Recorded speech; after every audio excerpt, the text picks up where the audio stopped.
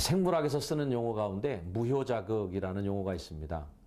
일정한 자극을 계속 지속적으로 주다 보면 그 이상의 자극을 주어지지 않는 한 더 이상 자극을 느끼지 않는 그런 상태를 의미합니다.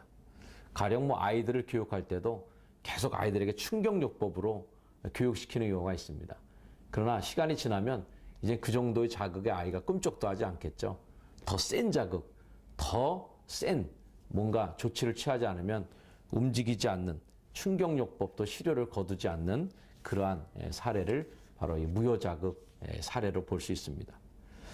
특별함이 주는 그 특별한 위험에 대해서 저는 오늘 여러분과 말을 나누고 싶습니다. 교회마다 특별이라는 단어가 많이 넘치는데요. 특별 새벽기도회, 특별 은사집회, 특별 전도집회.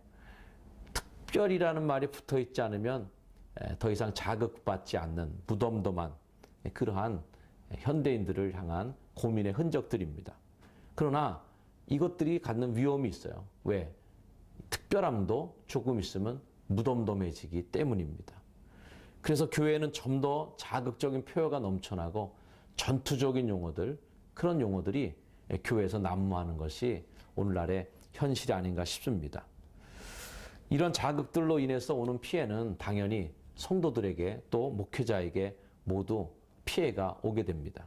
목회자는 점점 더 특별한 강도를 높이기 위해서 무리한 수를 써야 될 것이고, 그러다 보면 탈진할 수도 있고 더 자극적인 방법을 쓰려고 그러다가 비상식적인 목회로 흘러가서 사회 문제가 되기도 합니다.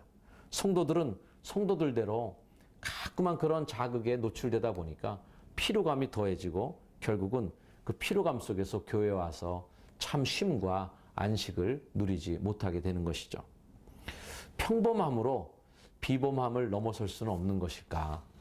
아침에 주의 인자하심을 보고 그러면 그 따뜻한 엄마의 품에 안긴 그런 사랑을 느끼는 것처럼 그런 일상적인 행복감 속에서 좀 하나님의 은혜와 사랑을 느낄 수는 없는 것인가 라는 고민을 해보게 됩니다.